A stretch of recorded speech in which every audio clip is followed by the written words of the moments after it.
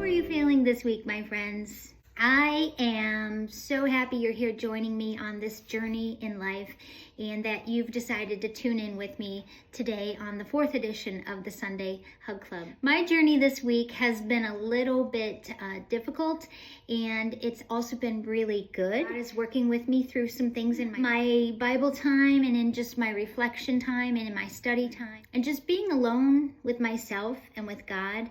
And this one question keeps coming up. Who holds the keys to the doors in my life? So who holds the keys to the doors in your life? The book of Genesis is one of 5 books that scholars call the Pentateuch. Some call the Pentateuch instructions for man from God. Now, Genesis has 50 chapters. The first 11 chapters are about God's creation, sin, and recreation. Now, the Hebrew word for law is Torah. So the first section of our Bible is essentially a narrative with episodes of law giving. But in a broader sense, it's about God's instructions for man. Now that he has been removed from the Garden of Eden, and where humans once had perfect peace with God and harmony.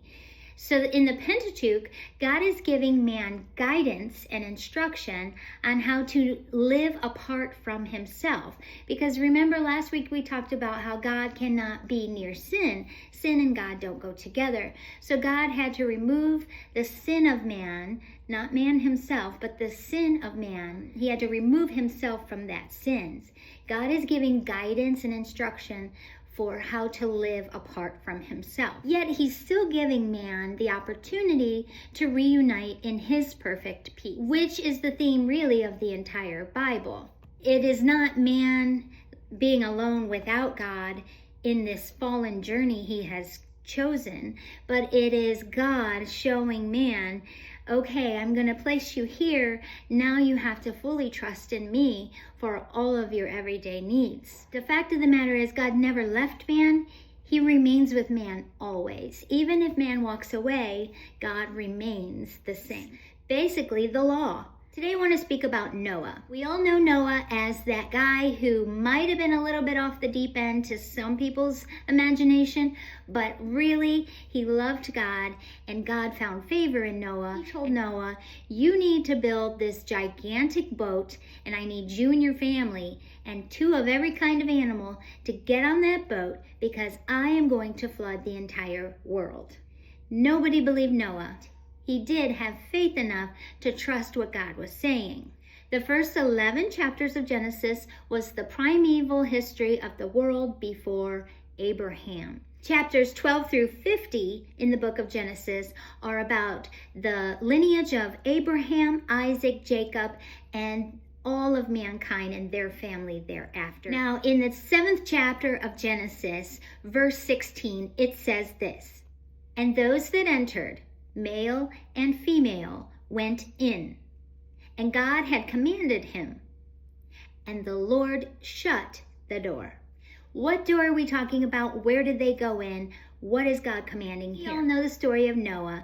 God commanded Noah to build a gigantic boat. And then he told Noah, I'm going to flood the entire earth and I'm only going to save your family. He told Noah exactly how to build the boat, when to build the boat, where to build the boat, what to put inside of the boat, when to go in the boat, when to shut the boat's door, and when to come out of the boat. God guided Noah and his family the entire time, even though everyone around him thought he might be a little bit crazy. This is a big thing that God is asking Noah. I can only imagine the internal and external struggles that he had. He probably had struggles within his own reasoning and understanding of what God was asking. His wife could have given him troubles. His children, the animals could have given him trouble. Just the idea of getting all of those animals, both one male and one female of each kind, into that boat. And just the whole concept. Noah was 600 years old here. That really encourages me to know that no matter how old I am, God is still able to open and close doors, even in my life. Maybe just like in Noah's life, God has a huge plan for me when I'm entering a door and I don't know whether to go in or out. Is God opening a door in my life? Is he closing another? We know that God opens and closes doors all the time. Sometimes we walk into doors we don't belong, and sometimes we leave doors that we shouldn't have left. God had a huge plan for Noah. Then he had to respond in obedience, and then he had to act in faith. He had to listen, build the boat, prepare his family, prepare the animals, and prepare everything that they would need for this journey. I'm sure Noah faced many internal and external struggles here. I'm sure Noah felt fear, and at times he probably felt like it was all going to be okay. He might have had some communication with his family, and maybe they weren't so sure, and he had to encourage them that this was what God is calling him to do. I'm sure Noah faced many struggles during the building process until the time where God said, it's time to close this door. When I walk in faith, I'm not 100% sure or clear where God is leading me either. It's not up to me to know the exact outcome of what's on the other side of that door. I just know that if God tells me he's opening a door, I need to go through that door, and I need to go through that door in faith that what's on the other side is part of God's greater plan, and it's for my good. Both sides of the door require the same two instructions. You either go in or you come out. An open door can offer new opportunity. A closed door can protect us or keep us safe, or remove us from a place where we don't belong. When God asks us to open a door or go through a new door, like he did with Noah, there's a new direction ahead. There's new instructions that you need to follow or to leave a place. Maybe he's just saying if we have faith in his instructions on where to go. Do we really trust that God is working for our good? And maybe God will close a door by himself for us so that we are absolutely clear that he is using his plan for our greater good and for his glory. Now, in Noah's case, how would our destiny play out if Noah wasn't obedient to God? If Noah didn't listen to the instructions of God, where would that leave us? We probably wouldn't even be here. Why does God allow struggle? Why do we have to endure hard times? Why does he allow us to close doors and open doors in our lives? Why does he open and close doors in our lives? I think what the Bible is trying to say is that God knows we need to endure the journey. And he knows that we can't handle that journey all by ourselves. He never leaves us alone in any place in history. He literally has to move us in and out of a place for our own safety, for our protection, and for his greater plan. That brings us to these doors in life. Our hearts should cry out to our living God. In these moments, we need to beg God to preserve our steps, to give us the discernment whether to go in or to come out of these doors, and guide our comings and our goings. Until God decides what's best in his plan for our direction and what's best for our personal future and for the future of all mankind. It is his divine direction that restores peace and allows us to trust him to take a new path. Doors represent opportunity. Maybe God is preparing me in my journey for something greater than what I'm in now, something better, or maybe for someone better. Maybe it's somewhere better.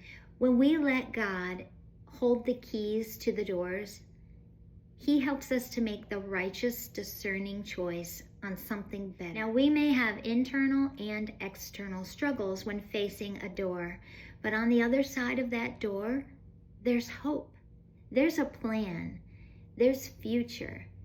And what God intended for you is for your good. God is the author and the finisher of your faith. He made you, and he will fulfill and complete your journey, your purpose, until your very end. Hebrews 10:35 through 36 says this, "Therefore, do not throw away your confidence, which has great reward, for you have need of endurance, So when you've done all the will of God, you may receive what is promised. God should be the key holder to all of the doors in our lives. He also, in his love and in his grace, gives us keys sometimes for ourselves to open or to lock a door. Then he knows where our heart truly is. Are we listening for his voice? Are we listening for his direction? Are we being discerning about what we choose? Revelation 3:7-8 says, "And the angel of the church of Philadelphia write, the words of the Holy One, the true One, who has the key of David, who opens and no one will shut, who shuts and no one opens." Verse 8, "I know your works. Behold, I have set before you an open door, which no one is to shut. I know that you have but little power, and yet you have kept my word and have not denied my name." Today I pray that in my life journey and in yours, that we will allow God to hold the key to the doors in our lives. I pray that he would hold the keys to the doors that he sets before us and that he makes us leave behind. I pray that in the process that we will grow and persevere in our faith, in the struggle, and in the hard times. I pray that we will desperately cry out to God for instruction, direction, and I pray that he opens up the doors that will calm the storms, that will move the mountains, and that will restore our peace. We desperately need to seek the invitation into heaven's doors. Our partner in the Revelation, the Apostle John, says this in the book of Revelation, chapter 4, verse 1. "After this I looked, and behold, a door standing open in heaven. And the voice, which I heard speaking to me like a trumpet, said, 'Come up here, and I will show you what must take place after this.'" We know the trumpet voice, the first voice that John is talking about here, is Jesus Christ. My prayer is that God will show us his plan, his future, our future with him.